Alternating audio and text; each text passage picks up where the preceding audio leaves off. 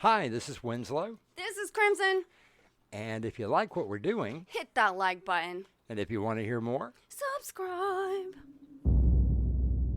Within your dreams, there are many keys. One of them could open the doorway to nightmare.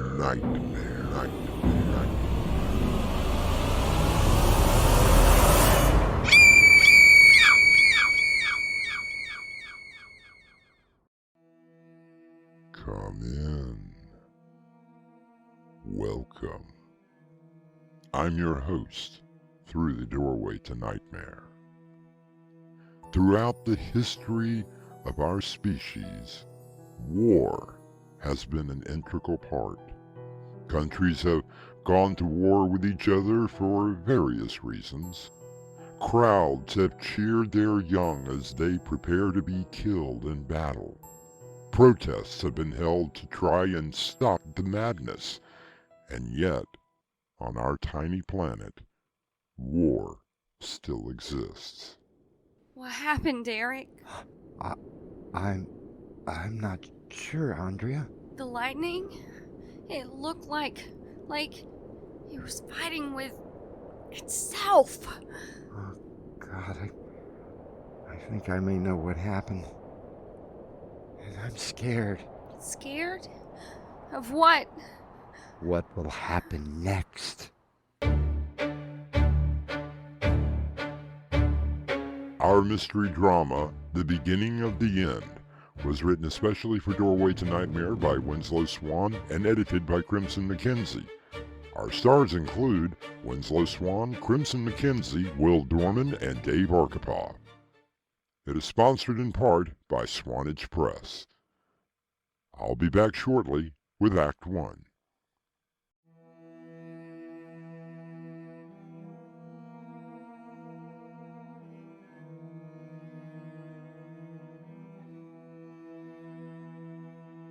The wise warrior avoids the battle.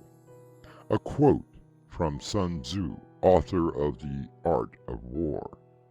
And yet, with each passing generation, the battles continue. Eric, where are we going? It's a surprise, Andrea. Come on, try to keep up. I'm trying. Just slow down a little. Oh, okay. We're here. See? Here? But I thought... Oh, I know, we can't afford it. But this is our anniversary, and it is time that I did something very special for you. Oh, Eric. I love you so much. Oh, I love you too. Now come on, we have a reservation in about 20 minutes. The glass elevator? No. Only the best for you.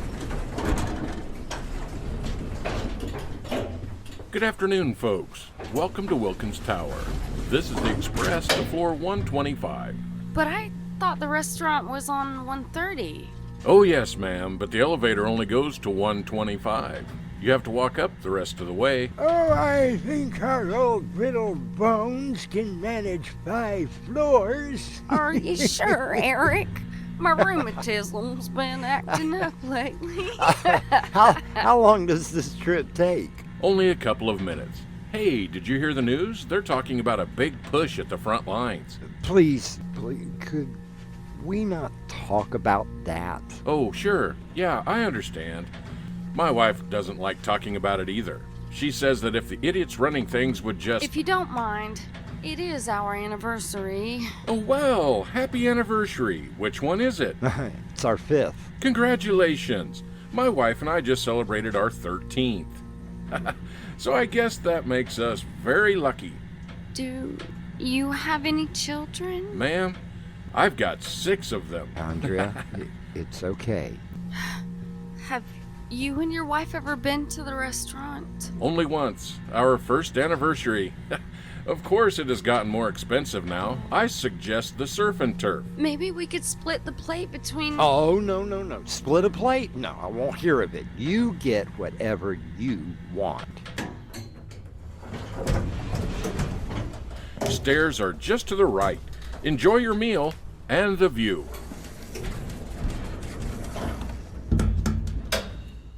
Well, are you ready? Eric, about what he was talking about, the war? Now, I thought that we had agreed we were going to be staying away from that subject. This is our night. I know. But if I don't talk about it, I'll go crazy. Your job. All right. All right. Before we go upstairs, we'll talk about it. Look, I can't control what the government decides to do with what I give them. But don't you think that you're just promoting more violence? I'm a scientist, Andrea. I always have been. You knew what I did when you agreed to marry me 5 years ago. We weren't at war then. Yes, but we are now. Look, for years, the hope was that whatever weapon was developed, it would be so devastating, so terrifying, that it would never be used. But what if someone decided to use it? What then? I mean, do you simply throw your hands up and say, it wasn't my fault? I just invented the thing. Oh, don't you think I don't agonize over that every day? Look, if it were up to me, I would work my own farm, raise cattle, grow vegetables and grain. I'm not thinking about the horror that we are facing now. And those fools who think that you can actually win a war. Well, they don't realize that they win a destroyed countryside, a disenfranchised population who hates you, and the complete disrespect from all the other countries. No, there is no winning a war. I understand, my love. So, let's go up and have a lovely dinner and not think about it anymore. Wow! This is really nice. You can see the entire city from up here. No, the food isn't bad either. Hey, how was your steak? Delicious. Thank you. Well, I have one more surprise for you. Oh, now you are just spoiling me. Now, it does require another flight of stairs, though. Do you think that rheumatism can handle that? Oh, I think I might be able to manage. Where to? One floor above us is an observation booth. It's usually closed off to the public, but with my job, I get access to it.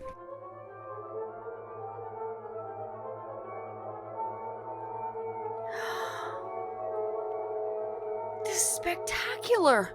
It's like we're on top of the world. Look, see? Over there. That's the park near our apartment. Oh, wow. I wonder if old man Chalmers is taking his walk right now. Oh, and look, over there, the university. Wait, what's that? What? Over there. Don't you see it? What are you looking at?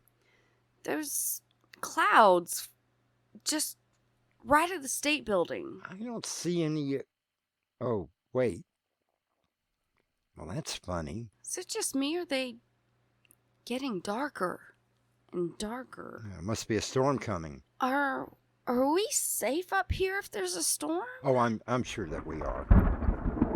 Look, Eric. Look. It's getting closer. Oh, wow, look at that lightning. It's coming closer. Let's go. These clouds are getting darker. And lightning, it's more intense now. No. Look at that. The whole storm is just under us. Get down! On the floor, just below the windows. Look at the lightning. Eric, what is happening? Just stay down! What is going on?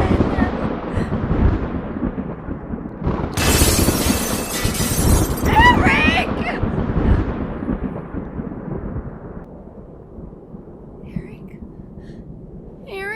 Are you okay? I'm fine. Are you okay? I'm okay. What happened? I'm not sure. Come on. Let's get back down to the restaurant.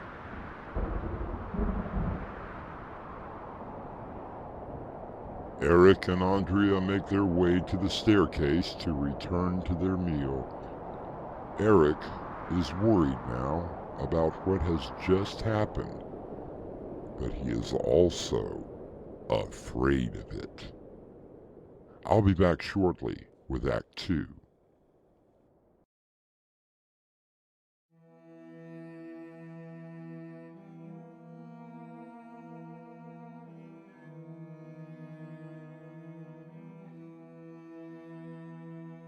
Ponder and deliberate before you make a move, advises Sun Tzu. However, how many times has war been declared out of a hasty decision?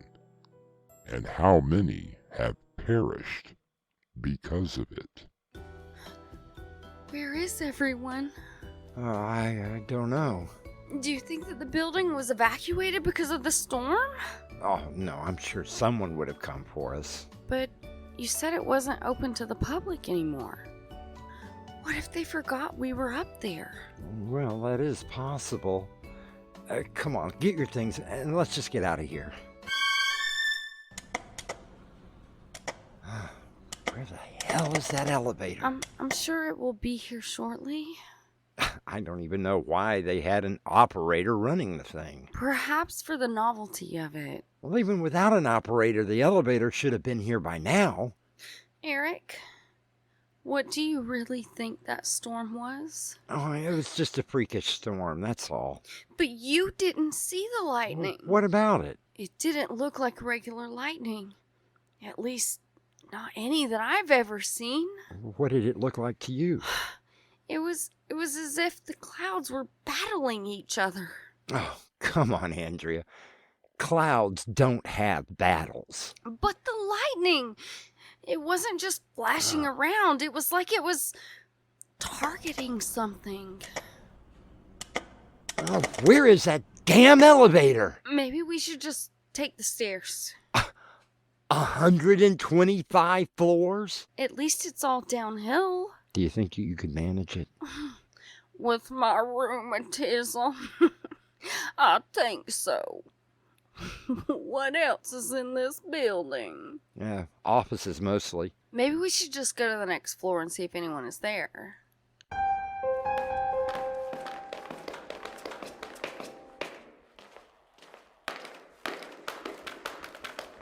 Floor number 85. Ladies fashion. Men's suits. Want to check this one? Andrea, we have checked every floor since 125. There isn't anyone in here. Maybe there is on this one. And maybe the phone works. But I've tried every time. There's no phone, no radios playing, no television station. Nothing.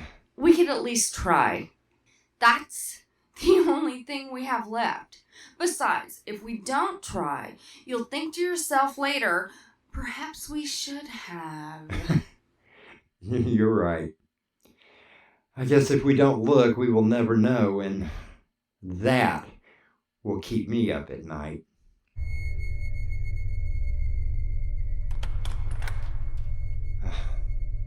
The lobby. Not a soul here. I still think that when the storm hit, they evacuated the building. Perhaps there is a shelter nearby, or the parking decks below. Yeah, maybe. So what do you want to do? I don't know. Let's just go home. Okay, home it is. After you, my dear lady. No one on the street? Look! The cars are just sitting there. In the middle of the street. As if they were all abandoned. Eric, do you hear that? I only hear the wind blowing. That's what I mean. Only the wind. Remember when we got here? We could hear the cars, construction work, people all over the place. Now, nothing but the wind. If there was an evacuation, it wasn't just the building. But how could they have moved so many people so fast? Remember that storm they thought was going to hit the city a few years ago? Oh, yeah, I remember. They told everyone to get out. Oh, what a nightmare that was. Roads were jammed, looters destroyed half the city. That's what I mean. Even if ordered to evacuate, there would still be someone who's sticking around. No matter what is coming, there would be people. So what's your point? Where are they, Eric? Who? The ones that don't leave. The ones that wreck every building, stealing everything that they can. Where are they?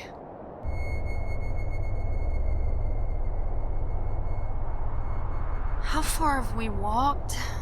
A couple of miles, I guess. We're almost to the outskirts of the city. And still haven't seen a soul? Something else I've noticed. What is that? Have you seen or heard a bird? Come to think of it, no, I haven't. Or a dog? A cat? Or even a stupid gnat or fly or cricket? What do you think it means? No, Eric. What do you think it means? I think that those blasted fools finally did it. Eric, what are you talking about? The final solution. I think that they actually used it. As the day begins to fade away, Eric and Andrea continue to walk along the highway, the buildings growing more distant behind them. I'll be back with Act 3 shortly.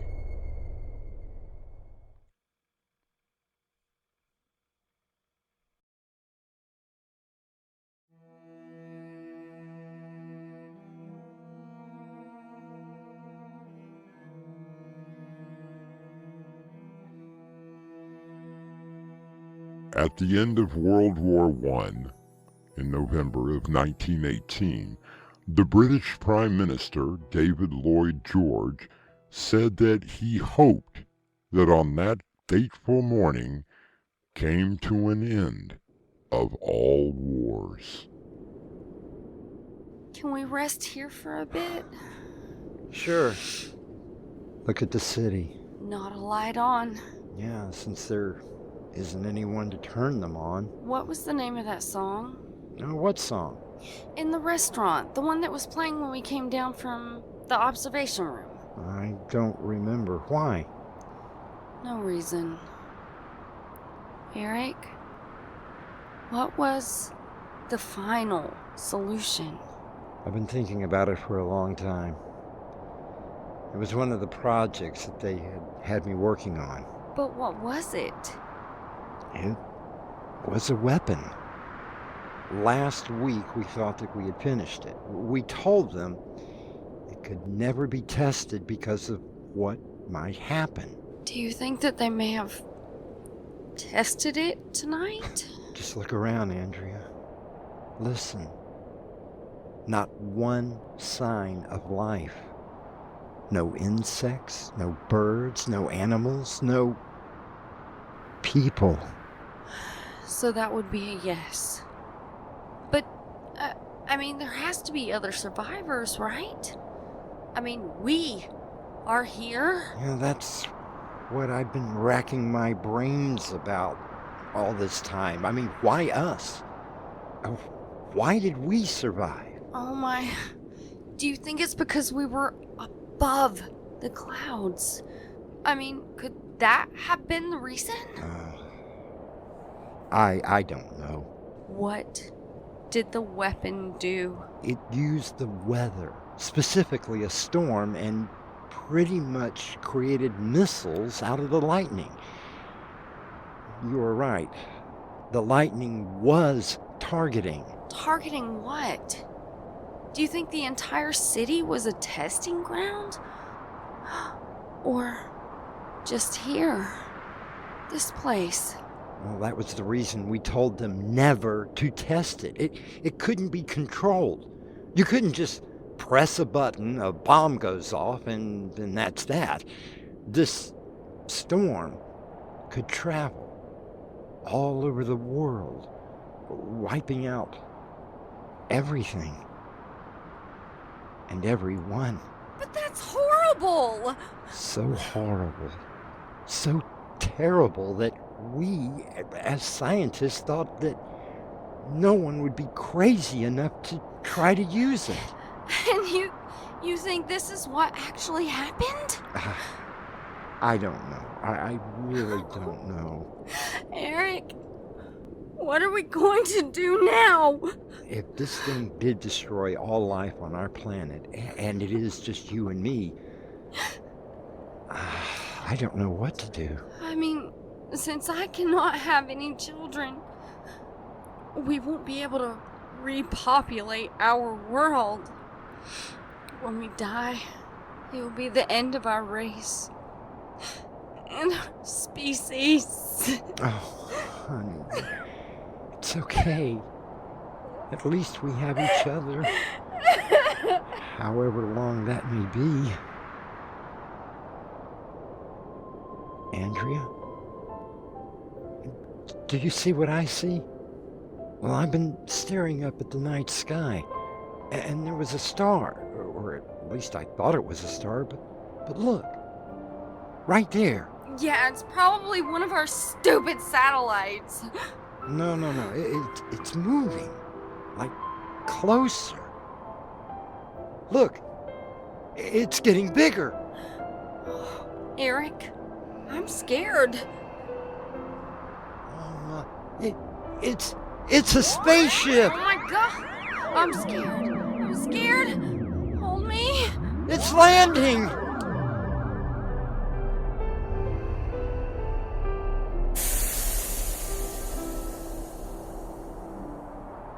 Greetings. We thought there wasn't anyone left. What? Who are you? We were scheduled to be on your planet within 3 days. We actually arrived earlier than planned. Before we arrived, we took note of the atrocities, not expecting any survivors. We can't be the only people that you've seen. Unfortunately, yes. We scanned the entire planet. We watched the weapon as it traveled across your world.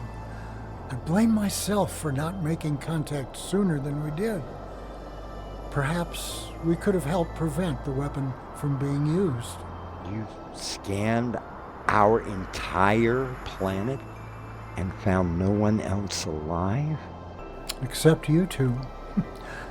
And the radiation level is rising. In another month, this planet will no longer be able to support any kind of life. Damn shame, too. Such a nice little world you had. So, what happens to us? Well, you can stay here, although I don't recommend it. Or you can come with us.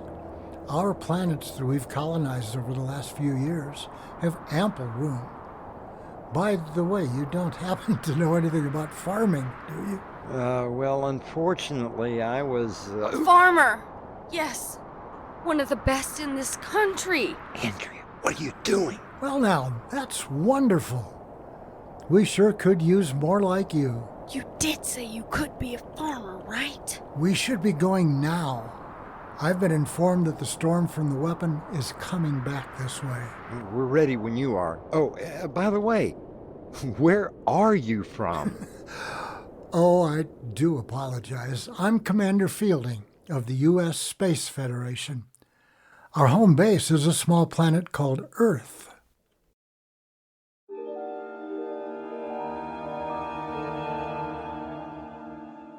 Albert Einstein once said, "Nothing will end war unless the people themselves refuse to go to war." And perhaps one day, it will happen. I'll be back shortly with a final word.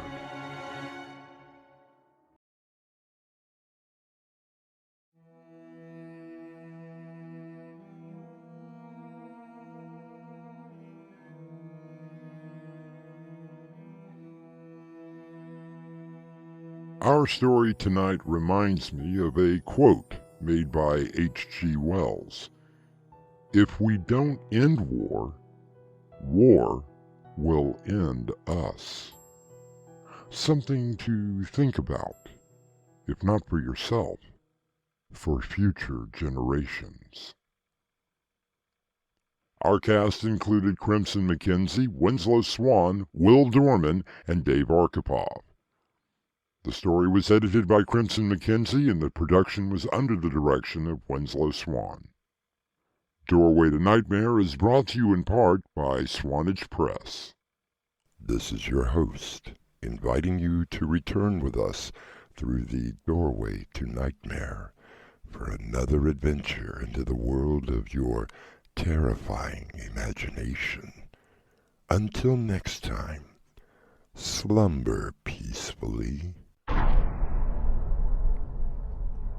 Epilogue. The butler did it.